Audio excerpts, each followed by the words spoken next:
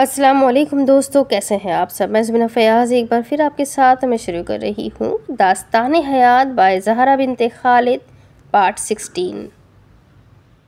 मेहंदी क्यों नहीं लगाई? आया ने ड्राइविंग करते हुए उसके खाली हाथों को देखते हुए कहा था।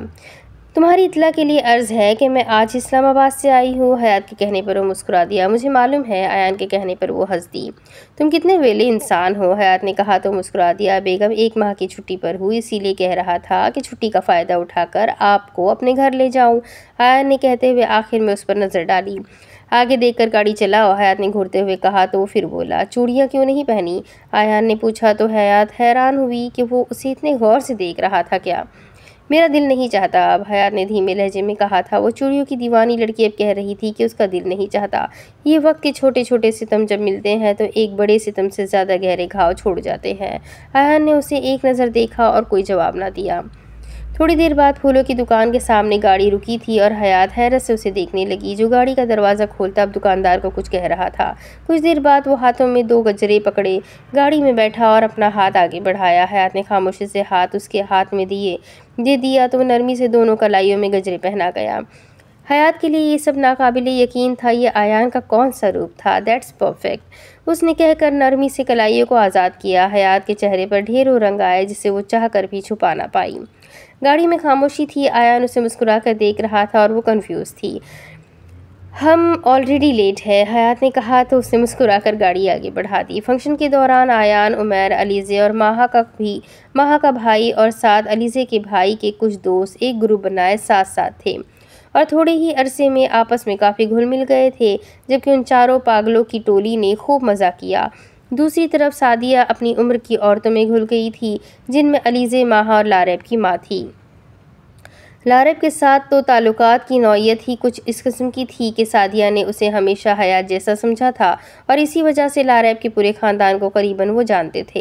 हयात, माहा, अलीज़े और लारेब ने हर तरह से अपने अरमान पूरे किए। अलीज़े तो किसी एंगल से दुल्हन नहीं लग रही थी। उसका मानना था कि ज़िंदगी में एक बार ही मेरी शादी होनी है, इस पर भी मैं खामोशी से तुम सबको देखती रहूं तो खाक मज़ा शादी का। अलबत्ता अलीज़े का बेचारा शौहर खुश तो लग रहा था, मगर अलीज़े की हरकतों पर कभी हंस देता और कभी घबरा जाता कि इतनी बड़ी जिम्मेदारी, इतनी बड़ी ड्रामे क्वीन को ज़िंदगी में शामिल कर चुका था। अलीज़े और फैसल का निकाह मेहंदी से 1 रोज़ पहले हो चुका था, इसलिए फंक्शंस इकट्ठे रखे गए थे। फंक्शन के बाद जब ढोलक रखी गई और साथ सब लड़कियां मेहंदी लगवाने लगी तो हयात ने भी कुछ सोचते हुए मेहंदी लगवा ली। काफ़ी अरसे बाद उसने हाथों पर मेहंदी लगवाई थी। वापसी पर वो इस कदर थक चुकी थी कि आते ही फ्रेश होकर सो गई, मगर आयान उसके हाथों पर लगी मेहंदी देखकर मुस्कुरा दिया था। अगले 2 फंक्शंस भी हयात ने बुखार में लिपटे वजूद के साथ अटेंड किए थे और अब वलीमे के फंक्शन से आकर फ्रेश होती बिस्तर में बैठी थी कि दरवाज़ा खुला तो हाजिक, आयान और हानी मौजूद थे। हयात ने बेबसी से तीनों को देखा था। मैं कोई मस्ती अफोर्ड नहीं कर सकती, गायब हो जाओ यहाँ से। सेहत खराबी के अवज़ वो बहुत चिड़चिड़ी सी हो गई थी। हाँ, तुम दोनों जाओ, मुझे अपनी प्यारी सी भाभी से ज़रूरी बात करनी है। उसके मस्का लगाने पर आयान घूरता हुआ कमरे से निकल गया, जबकि हानी भी दांतों की नुमाइश करती वहां से चली गई। कहो, उनके निकलते ही हयात अपनी भारी होती आवाज़ से बोली थी। हाजिक ने स्टडी चेयर घसीटी और उसके सामने आ बैठा। यार, मैं लारेब के मामले में बिल्कुल सीरियस हूँ। मुझे वो हमारे बचपन से अच्छी लगती है, मगर इन 4 सालों में मुझे कोई लड़की पसंद ना आई, क्योंकि मेरे दिल ने उसके अलावा किसी को जगह ना दी। मैं उसके घर रिश्ता भेजना चाहता हूँ, मगर मुझे मालूम पड़ा है कि वो इकलौती है और अगर उसने रिजेक्ट कर दिया तो उसके पेरेंट्स ने भी रिजेक्ट कर देना है। हाजिक जैसा लापरवाह और कभी ना सीरियस होने वाला इंसान आज इंतहाई संजीदगी से उससे बात कर रहा था। हयात खामोश हो गई, क्योंकि हाजिक के हुर्फ में उसे सच्चाई नज़र आ रही थी। वकालत कर रही थी, अल्फाज को परखने का हुनर रखती थी। हाँ, ऐसा ही है, मैं क्या करूँ, हयात ने कहा तो वो खुश्क लबों पर ज़बान फेरता कहने लगा, क्या तुम लारेब से मेरे लिए बात कर सकती हो? हाजिक को उम्मीद नहीं थी कि हयात मान जाएगी, क्योंकि वो अपने से जुड़े हर रिश्ते के लिए बहुत पॉसेसिव थी, मगर वो दिल के हाथों मजबूर होकर उसके पास आया था। बिल्कुल नहीं, हयात ने तड़क कर जवाब दिया था, जिस पर हाजिक के चेहरे की जोत बुझी थी। हयात यार, मैं उसे हमेशा खुश रखूँगा और उससे ज़्यादा तुम्हारे लिए खुशी की बात और क्या होगी कि तुम और तुम्हारी दोस्त एक ही घर में रहोगे। हाजिक ने मुस्कुराहट दबाते हुए कहा तो हयात ढीली पड़ी और उसकी बात पर हंस दी। फिर कुछ देर सोचकर बोली, मैं उससे बात करूंगी, मगर उस पर किसी किस्म का कोई प्रेशर नहीं डालूंगी। आखिरी फैसला उसका होगा। हयात ने दो टोक लहजे में कहा तो हाजिक ने शुक्र अदा किया कि कम अज़ कम वो उससे बात तो कर रही है।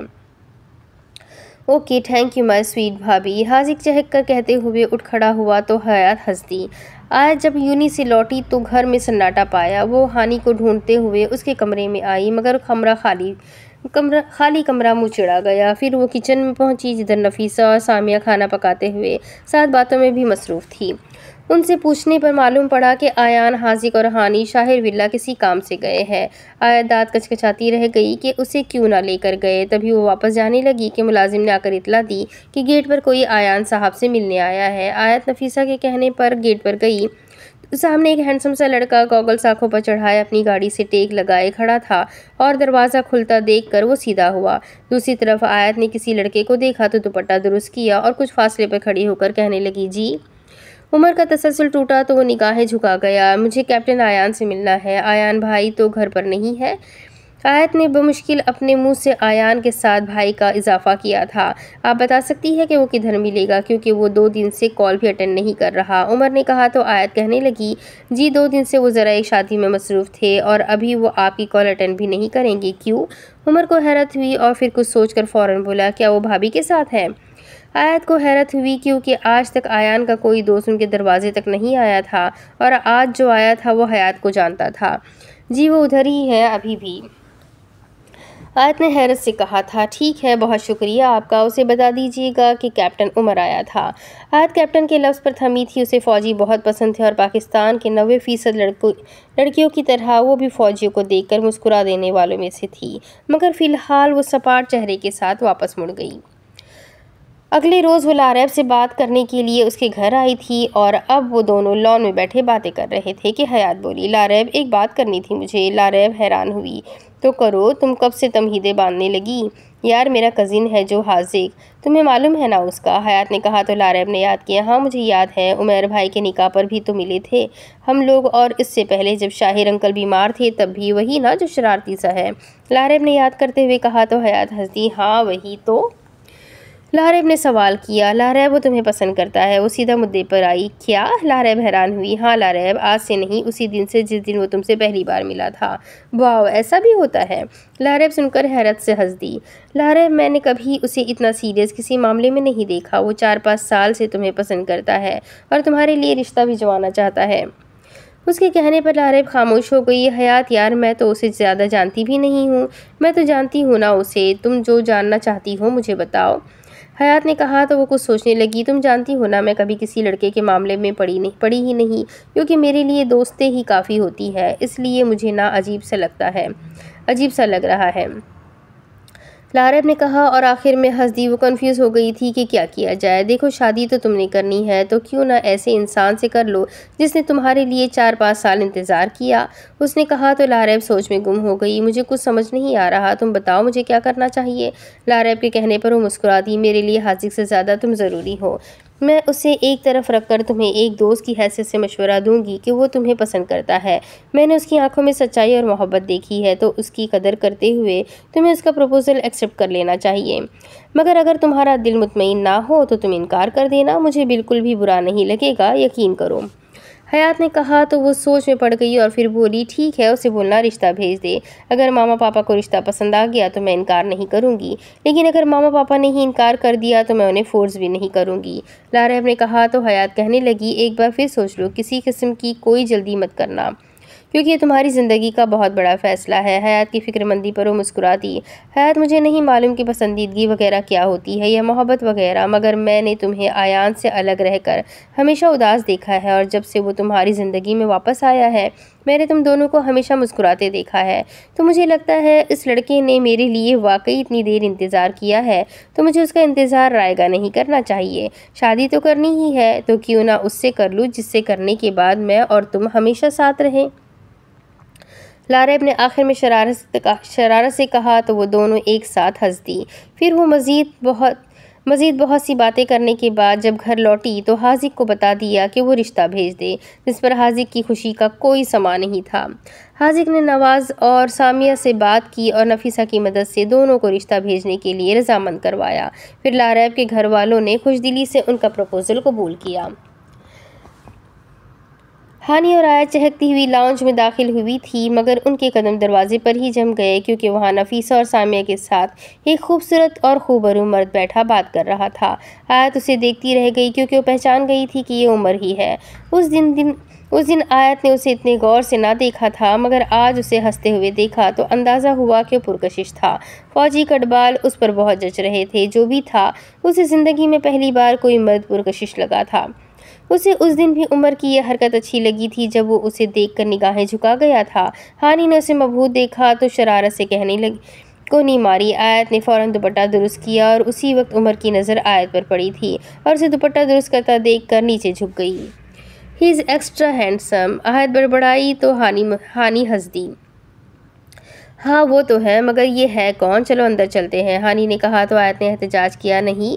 आयत ने कदम पीछे हटाए तो हानि ने उसे अपने साथ खींचा। अबे चल ना, ये कहती हुई वो उसे अपने साथ अंदर धकेल गई क्योंकि वो अभी तक दरवाजे में खड़ी थी। अस्सलाम वालेकुम। वो सॉरी, हमने देखा नहीं। ताई जी, ये कौन है? हानि ने ड्रामा करते हुए नफीसा से पूछा तो आयत ने अपना सर पीटा, जबकि उमर दबा सा मुस्कुरा दिया क्योंकि वो उन्हें दरवाजे में खड़ा कोई बात करता देख चुका था। बेटा, ये आयान के दोस्त है उमर। आयान से कोई ज़रूरी काम था तो मिलने आए हैं, मगर वो ना जाने किधर गया है, नफीसा ने बताया। तो इससे पहले कि हानि कुछ बोलती, पीछे से आयान के सलाम की आवाज़ आई, जिसके साथ ही वो दोनों वहाँ से खिसक गई। मगर उमर की दिल की तार छिड़ गई थी। आयत का दुपट्टा सेट करना उसे दोनों बार दिल को भाया था। कुछ दिनों बाद आयत यूनी से निकलती हुई गाड़ी की तरफ बढ़ रही थी कि अचानक उसकी नज़र पार्किंग की जानिब उठी थी, जहां कुछ लफंगे एक लड़की को छेड़ रहे थे। वो गुस्से से आगे बढ़ने लगी कि एक लड़का उन तक पहुंचा और उनमें से एक लड़के को थप्पड़ मार दिया और फिर गुस्से से बोलता हुआ धमकी देता हुआ उन्हें वहां से भाग जाने पर मजबूर कर दिया। फिर वो लड़का वापस लड़की की तरफ मुड़ा और ज़मीन पर पड़ा उसका दुपट्टा उठाकर झुकी नज़रों के साथ उसकी तरफ बढ़ा गया और उसे गाड़ी तक पहुंचाकर तब तक गाड़ी को देखता रहा जब तक वो पार्किंग से निकलकर उसकी नज़रों से ओझल ना हो गई। आयत ने सारी कार्रवाई खामोशी से देखी थी और वो कैसे ना पहचानती कि वो उमर था। फिर वो खामोशी से गाड़ी में बैठ गई और यूनी से घर तक पूरा रास्ता उसी के बारे में सोचती रही। उसे उमर एक बार फिर अच्छा लगा था और उसने ये बात आते ही हयात को बताई थी। मेरी बात सुनो, मज़ीद वक्त बर्बाद मत करो। अगर वो तुम्हें अच्छा लगता है तो मैं आयान से बात करूँगी उसके और तुम्हारे रिश्ते की। हयात ने उसकी सारी बात सुनते हुए कहा तो आयत ने लंबी सांस भरी। नहीं, मैं खुद बात करूँगी आयान से। इतना भरोसा तो है मुझे अपने भाई पर कि वो दकियानुसी सोच का मालिक नहीं है और मेरा नहीं ख्याल कि किसी और को भी मसला होगा, और अगर हुआ भी तो आयान देख लेगा। क्या मान था उसे अपने भाई पर कि वो उससे बात किए बगैर भी जानती थी कि आयान उसे सपोर्ट करेगा। तुम वाकई खुद बात कर लोगी? हयात ने कहा तो वो ढीठ बनती हंस दी। हाँ हयात, मुझ में कौन सी शर्म नाम की चीज़ है? आयत ने कहा तो फ़ोन के दूसरे जानिब हयात का कहकहा गूंजा था। हयात इस वक्त इस्लामाबाद में मौजूद थी। I agree. हयात की बात पर वो हंस दी और कुछ देर मज़ीद बात करने के बाद उसने फ़ोन काट दिया। अब बोल भी दो, क्या मसला है उमर? आयान ने चिढ़कर उसे देखते हुए कहा था, जो मुसलसल तमहीद बांध रहा था। आयान, अगर मैं कहूँ कि मैं तुम्हारी बहन से शादी का ख्वाहिशमंद हूँ तो? उमर ने आंखें बंद किए जल्दी जल्दी बोल दिया तो आयान उसे देखता रह गया। मैं कसम खाने को तैयार हूँ कि मैंने उन्हें नज़र भर कर नहीं देखा, मगर मैं उन्हें अपना महरम बनाने का ख्वाहिशमंद हूँ। आयान के सपाट चेहरे को देखकर उमर की हिम्मत जवाब देने को थी। उमर, तुम मेरे दोस्त हो और वो मेरी बहन है। मैं उससे बगैर पूछे तुम्हें कोई जवाब नहीं दे सकता। अगर उसने कोई अच्छा जवाब दे दिया तो तुम रिश्ता लेकर आ जाना, लेकिन अगर उसने इनकार कर दिया तो मैं कुछ नहीं कर सकता। आयान कंधे उचका कर बोला तो उमर ने सुक्की सांस ली। तुम्हें बुरा लगा है ना? उमर ने ना जाने क्यों पूछ लिया। आयान अपनों की बातों का बुरा नहीं मानता, और जैसा कि तुमने कहा कि तुमने नज़र भर के अभी तक उसे नहीं देखा और फिर भी उसे महरम बनाने के ख्वाहिशमंद हो, तो ये तुम्हारे दिल का फ़ैसला है और मुझे दिल के फ़ैसलों पर एतराज़ नहीं होता। वो ऐसा ही था, हमेशा बात को ठंडे तरीके से हैंडल करता था। जब वो घर पहुंचा तो आयत से रात में बात करने का सोचकर स्टडी में चल दिया, मगर कुछ देर बाद स्टडी का दरवाज़ा खुला और आयत अंदर आई तो मुस्कुरा दिया। आयान, मुझे तुमसे ज़रूरी बात करनी है, आयत ने कन्फ्यूज़ से लहजे में कहा। तो ठिठका क्योंकि आयत और कन्फ्यूज़ अजीब बात थी। हाँ करो, आयान ने कहते हुए उसे सामने कुर्सी पर बैठने का इशारा किया और लैपटॉप बंद कर दिया। मैं ये बात बहन भाई के रिश्ते को एक तरफ रखकर करना चाहती हूँ, आयत ने बैठते हुए कहा। तो आयन ने एब्रोज का, ओके, हम अच्छे दोस्त भी हैं ना, तो मैं तुमसे एक दोस्त की हैसियत से बात करूँगी। आयत आई तो पूरे कॉन्फिडेंस से थी, मगर बहन भाई का रिश्ता ही ऐसा होता है कि हया आ जाती है।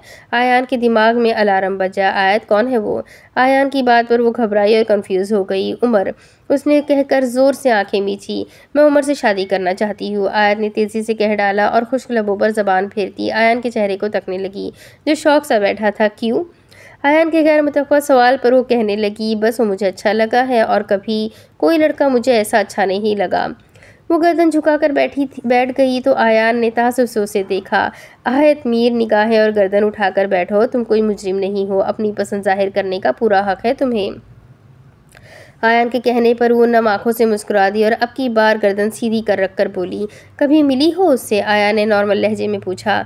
नहीं, एक दिन तुमसे मिलने आया था तो बस उसे ये बताया था कि तुम नहीं हो, और आज उसे पार्किंग में एक लड़की को प्रोटेक्ट करते देखा था, आयत ने कहा तो आयान मुस्कुरा दिया। उमर के किरदार की गवाही तो वो भी दे सकता था कि वो कैसे कभी किसी लड़की की जानिब निगाह नहीं उठाता था, और अगर उठ जाए तो कैसे वो झुका लेता था। मगर ये सब जल्दी का फैसला ना साबित हो जाए, तुम कुछ देर उसे परख तो लो, ये सिर्फ वक्ती अट्रैक्शन ना हो। आयान ने कहा तो आयत कहने लगी, मुझे उसे मज़ीद नहीं परखना, क्योंकि हयात कहती है मुझे देर नहीं करनी चाहिए, और अगर वो तुम्हारा दोस्त है तो मुझे यकीन है कि वो अच्छा होगा। आयत के कहने पर वो हयात की कही बात पर मुस्कुरा दिया। क्या तुम इस बारे में सोचोगे? हाँ ज़रूर, अगर तुम इसमें खुश हो तो मुझे कोई मसला नहीं। आयान के कहने पर वो चहक उठी और कुर्सी से उठकर उसे गले लगा गई। Thank you are the best brother in the इधर एंटायर वर्ल्ड। आयत की हरकत पर वो हंस दिया। एक कप कॉफ़ी भिजवा दो और प्लीज़ चीनी मत डालना, कल से मुझे दोबारा ड्यूटी ज्वाइन करनी है। ओके, मैं अभी लाती हूँ कॉफ़ी। आयत कहकर निकलने लगी कि वो हंसकर बोला, अरे वाह, आज तो बड़ी जल्दी मान गई। आयत उसके कहने पर दांतों की नुमाइश करती कमरे से निकल गए और पीछे वो बैठकर सोचने लगा कि कुदरत ने जब दो लोगों को मिलवाना हो तो कैसे इन दोनों के दिलों में एक दूसरे के लिए इंसेट डाल देती है। उमर और आयत बगैर किसी मुलाकात के एक दूसरे से निकाह के ख्वाहिशमंद थे, और ये उसके लिए बहुत हैरत अंगेज़ बात थी। 6 माह बाद आज वो लोग काफ़ी अरसे बाद मीर हाउस में जमा हुए थे, और मकसद उमैर और ज़ैनब की शादी की डेट फिक्स करना था, और साथ ही साथ हाजिक और लारैब का निकाह भी था। शादी की सारी तैयारियां मुकम्मल थी और उस्मान की रजामंदी के बाद अगले इतवार को बारात का दिन तय हुआ था। मई का आगाज़ था और लाहौर में गर्मी की आमद भी थी। हयात और लारैब की पढ़ाई भी मुकम्मल हो चुकी थी, तो वो बगैर किसी टेंशन के अब फंक्शन से इंजॉय करना चाहती थी। लेकिन जब लारैब को इतला मिली कि मज़मिल लारैब के वालिद उसका निकाह ज़ैनब की बारात के रोज़ ही तय कराए हैं, तो उसने वावेला मचा दिया। पापा यार, आपने मुझसे पूछा भी नहीं, आप ऐसे कैसे निकाह रखाए हैं? लारैब ने बेबसी से कहा तो मज़मिल और फ़ातिमा, लारैब की वालिदा, परेशान हो गई। बेटा, आपको मालूम तो था ही कि इसी माह में आपका निकाह है। मज़मिल ने प्यार से कहा तो रूहान सी, मुझे मालूम था, मगर मैं बता रही हूँ, मैंने और हयात ने उमैर भाई की शादी पर बहुत इंजॉय करना था। अब अगर मैं खुद ही दुल्हन बनकर बैठ जाऊँगी तो मैं इंजॉय कैसे करूँगी? लारैब की बात पर मज़मिल और फ़ातिमा ने अपना सर पीटा और फिर मीर हाउस पहुंचकर मसला सामने रखा, जिसे देखते हुए मज़मिल, उस्मान, नवाज़ और वासिफ़ ने फ़ैसला किया कि निकाह उमैर की शादी के बाद होगा, मगर अब की बार हाजिक ने वावेला मचा दिया। अगर निकाह करना है तो उमैर की शादी से पहले करे। हाजिक के कहने पर सब ने उसे अचंभे से देखा। क्यों भाई, ऐसी भी क्या जल्दी है? नवाज़ ने हैरत से पूछा तो वो कहने लगा, उमैर की शादी पर जब वो सच संवर कर आएगी तो मैं उसे देखूंगा, तो फिर आप लोगों को ही मसला होगा। मैं उसे पूरे हक से देखना चाहता हूँ, हाजिक ने ऐलान करते हुए कहा। तो मज़मिल और फ़ातिमा के साथ साथ सब हंस दिए, मगर नवाज़ उसे तासुब से देखने लगे। तो फिर ठीक है, लारैब और हाजिक का निकाह उमैर की मेहंदी से एक रोज़ पहले जुमा के दिन होगा। मज़मिल ने कहा तो सब खुश हो गए। हाजिक की खुशी से चीख भी फ़िज़ा में गूंजी थी, जिसे देखकर वो हंस दिए थे। लारैब की ख्वाहिश के मुताबिक उनका निकाह बादशाही मस्जिद में तय पाया था, और अब सारे बड़े और छोटे जमा हुए लारैब और हाजिक को देख रहे थे। लारैब मज़मिल बिनते मज़मिल अहमद, आपका निकाह हाजिक नवाज़ वल्द नवाज़ मीर से बौज़ 2 लाख हक महर सिक्का राजिल वक्त तय पाया है। क्या आपको ये निकाह कबूल है? मौलवी साहब के पूछने पर लारैब ने 3 बार कबूल है कहकर हाजिक को कबूल कर लिया था, और कांपते हाथों से निकाह के कागजात पर साइन करने के बाद अब हयात से लिपटी रो देने को थी। हाजिक नवाज़ वल्द नवाज़ मीर, आपका निकाह लारैब मज़मिल बिनते मज़मिल अहमद से बऔज़ 2 लाख हक महज सिक्के राजुल वक्त तय पाया है, क्या आपको ये निकाह कबूल है? हाजिक ने मौलवी साहब के कहने पर फ़ौरन से 3 बार कबूल है बोला था और अब खुशी खुशी साइन कर रहा था। निकाह के बाद दोनों का शूट हुआ था और एक तरफ उन दोनों का शूट हो रहा था और दूसरी जानिब सारी गैंग तमाशे करते हुए शूट करवा रही थी। लारैब थोड़ा घबराई सी थी क्योंकि वह हाजिक को ज़्यादा जानती भी नहीं थी और अपनी ज़िंदगी में उसको शामिल कर चुकी थी। उसकी घबराहट कुदरती थी, मगर दिल में एक तसल्ली थी कि अभी रुखसती नहीं होने वाली थी। फ़ौरन रुखसती तक वो एक दूसरे को जान लेंगे। जब लारैब के लिए हाजिक का रिश्ता आया तो मजमल ने बखुशी रिश्ता कबूल किया था, क्योंकि वो नवाज़ को जानते थे और इस वक्त सिर्फ रिश्ता पक्का किया गया था। निकाह लारैब के तालीम मुकम्मल होने के बाद तय पाया था। अब वो दोनों साथ खड़े शूट करवा रहे थे, मगर लारैब कन्फ्यूज़ और घबराई सी थी। मैं आपको बस इतना कहना चाहता हूँ कि आपने अच्छा नहीं किया, हाजिक ने उसे देखते हुए कहा तो मज़ीद परेशान हुई। मैंने क्या किया है? आपने पहले दिन से मेरे दिल पर हुकूमत जमा ली और मैंने आपकी मोहब्बत में यूनी की प्यारी प्यारी लड़कियों के दिल अपने कदमों तले रौंद डाले।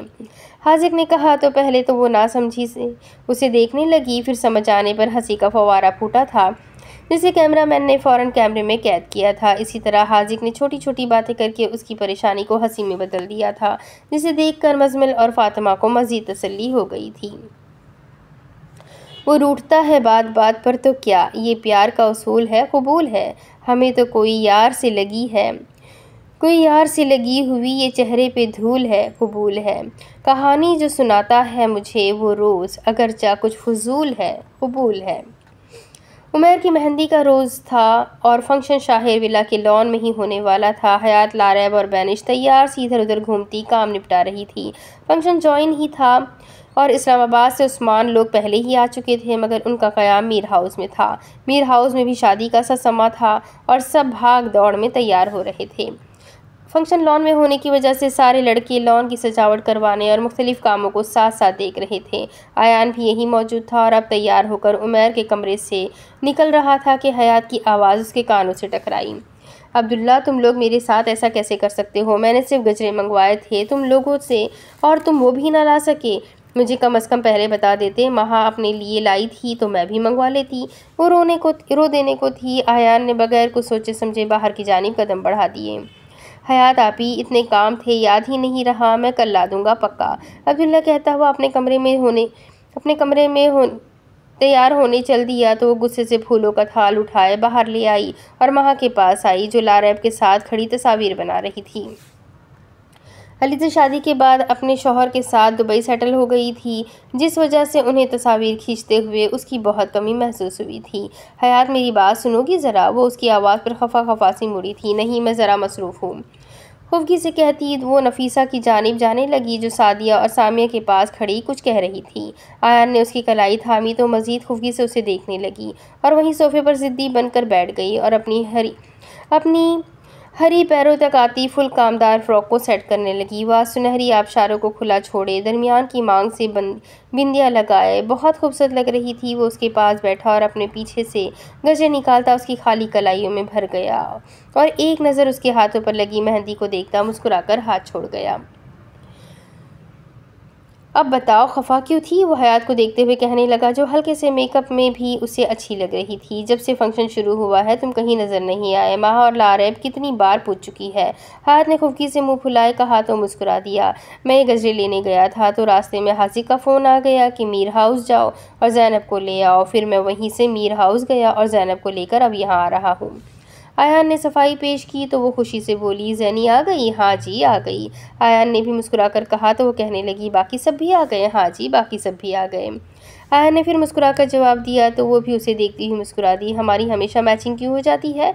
हयात ने उसकी वाइट शलवार सूट पर पहनी हरी वॉस्कोट देखी तो हंसते हुए कहा, इस बार खुद की है। आयान ने आग दबाकर शरारत से कहा तो वो भी हंस दी।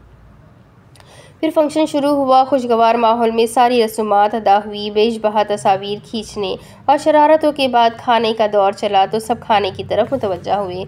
बहुत खूबसूरत लग रही हो, वो लारैब की तरफ देखते हुए बोला, जो पिंक कुर्ती के साथ सतरंगी गरारा पहने बालों का जोड़ा बनाए महा के साथ खड़ी थी। महा मुस्कुराहट दबाती वहाँ से निकल गई। शुक्रिया, आप भी अच्छे लग रहे हैं। हाजिक तो उसके आप कहने पर फिदा होता हुआ बेहोश होने को था। वो 2 माह बाद आपको ले जाऊंगा अपने संग। हाजिक ने कहा तो लारैब ने एक नज़र उसे देखा और गोया हुई देखते हैं वो कहकर पलटने लगी कि हाजिक हैरान हुआ। ये चैलेंज था, जो मर्जी समझे। लारैब कहकर मुस्कुराहट दबाती वहाँ से चली गई तो वो भी मुस्कुरा दिया। एक खुशियों भरी रात के बाद अब वो लोग थके हारे सोने के लिए लेट गए थे। अगले रोज़ फंक्शन भी हस्बे तौक़ा अच्छा गुजरा था और शाहिर विला में एक इजाफा हो चुका था। हयात को अपनी उम्र की और अपने ही ग्रुप की बंदी मिल गई थी, उसे और क्या चाहिए था। रुखसती के वक्त जब ज़ैनब उस्मान और ज़ैन के गले लगे रो रही थी तो लारैब की आंखों में भी आंसू आ गए, जिसे देखकर हाजिक ने उसे बहुत तंग किया। फिर देर रात तक जागकर सब ने उमैर को तंग किया था और उससे खूब सारा पैसा बटोरने के बाद उसे कमरे में जाने की इजाज़त मिली थी। उमैर कमरे में दाखिल हुआ तो ज़ैनब को सजा सवरा उसके बिस्तर पर बैठा देखकर वो मुस्कुरा दिया। मैंने कभी नहीं सोचा था कि जो लड़की मुझे भाई कहती है वो एक दिन मेरी बीवी होगी। उमैर हंसते हुए बोला तो ज़ैनब भी मुस्कुरा दी। मैंने भी। ज़ैनब के कहने पर वो भी मुस्कुरा दिया। ज़ैनब मैं कोई ज़्यादा डायलॉगबाजी नहीं करूँगा, मगर इतना कहूँगा कि तुम्हें खुश रखने की पूरी कोशिश करूँगा और तुम्हें कभी ये महसूस नहीं होने दूँगा कि तुमने उस्मान मामू की बात मानकर गलती की है।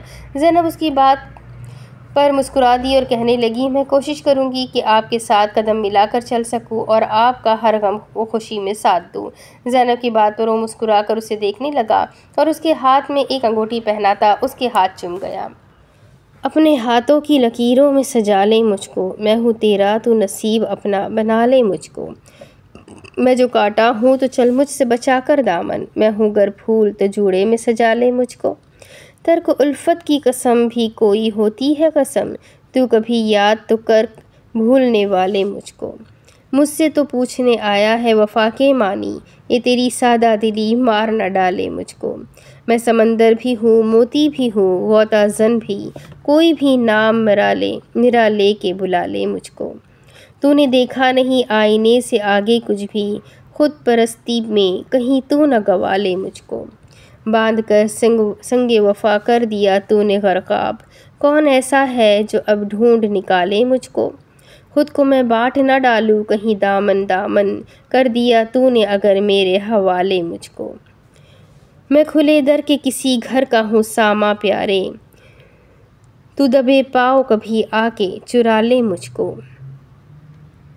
वलीमे के फंक्शन के बाद अब पूरा टोला शाहिर विला के लॉन में सूफी माहौल बनाकर बैठे थे। हयात और आयत ने मिलकर लॉन में मखमली चादरें बिछाई थी जिस पर रंग बिरंगे कुशन्स रखे थे। वासिफ के वलीमे की रात की तरह अब भी फेरी लाइट्स लगाकर माहौल को मज़ीद खूबसूरत बनाया गया था और फिर एक तरफ लड़के और लड़कियां बैठी अपनी थकावट को परे धकेलते कुछ यादें बनाने बैठे थे। इस बार भी अंताक्षरी खेलना शुरू की तो लड़कियों की बारी पर हयात ने गाना शुरू किया। वक्त ने है किया हम पे कैसा सितम, तुम भी बेजार हो बर्बाद है हम, जाने किस रास्ते मुझको ले जाएंगे बेनिशाइये मेरे डगमगाते कदम। साथ देती परछाइयाँ और मेहरबा हो रहे गम, तेरे बिन अब न लेंगे एक भी कदम। तुझे कितना चाहने लगे हम, तेरे साथ हो जाएंगे ख़त्म, तुझे कितना चाहे और हम। गर्मियों की हवाओं ने जहाँ दिल को फरहत बख्शी थी वहीं हयात के बोलों पर दिल भी डोला था। शुरू के बोल उसने चांद को तकते हुए बोले थे, जबकि आखिरी बोल वो मुस्कुराती हुई सामने बैठे आयान को देखकर बोली तो सब ने हूटिंग शुरू की। तो हयात ने नज़रें फेर ली। गेम दोबारा शुरू हुई तो आयान ने गाना गाया, कैसे कहूँ मैं तुमसा कोई ना है, मैं तेरे आस पास रहूँ दिल वीरा है, जज्बात मेरे सभी तू ही जाने, जितना भी देखूँ दिल भर ना पाए।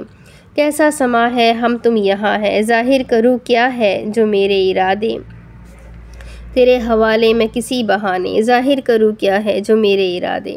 आयान ने गाया तो माहौल में मुस्कुराहटें बिखर गई। बस अब मज़ीद कोई रोमांटिक गाना नहीं, हम कुंवारों का लिहाज भी कर लो, हानी ने दुहाई देते हुए कहा तो सब हंस दिए। फिर गेम दोबारा शुरू हुई तो ज़ैन ने गाना गाया, पास आए दूरियां फिर भी कम न हुई, एक अधूरी सी हमारी कहानी रही, आसमां को ज़मीं ये ज़रूरी नहीं जा मिले, इश्क सच्चा वही जिसको मिलती नहीं मंजिलें।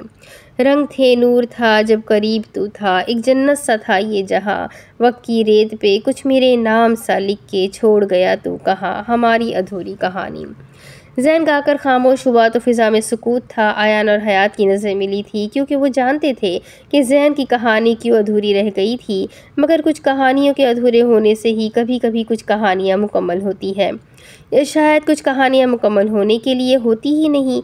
बहुत अच्छा वक्त गुजार कर सब अपने अपने कमरों में चले गए थे और जैन आने का कहकर लॉन में खड़ा चौदहवीं का चांद देख रहा था जो मुकम्मल था।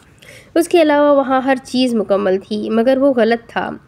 हानि हयात के कमरे की खुली खिड़की से चांद को हसरत से देख रही थी और वो भी यही सोच रही थी कि उसके अलावा हर चीज़ मुकम्मल थी। ये अकेलेपन की उदासियाँ, ये फ़राख लम्हे अज़ाब से, कभी शिद्दत दिल पे आ रुके तेरी चाहतों के सहाब से। मैं हूँ तुझको जाँ से अज़ीज़ तर, मैं ये कैसे मान लूँ अजनबी। तेरी बात लगती है वहम सी, तेरे लफ्ज़ लगते हैं ख्वाब से। ये जो मेरा रंग रूप है यूं ही बेसबब नहीं है, मेरे खुशबुओं से है सिलसिले, मेरी निस्बतें हैं गुलाब से। इसे जीतना है तो हम नशी यूं ही गुफ्तगू से न काम ले, कोई चांद ला के जबी पे रख ला कोई तह आब से। वही मोतबर है मेरे लिए जो हासिल दिलो जा है, वो जो बाब किसी ने चुरा लिया मेरी ज़िंदगी की किताब से। अब इसके आगे की कहानी मैं आपको अगली किस्त में सुनाती हूँ। बहुत बहुत ही इंटरेस्टिंग नावल है। आई होप आप सबको मज़ा आ रहा है। तो मिलते हैं अगले वीडियो में, तब तक के लिए अपना खूब सारा ख्याल रखें, मुझे भी दुआ में याद रखें। अल्लाह हाफ़िज़।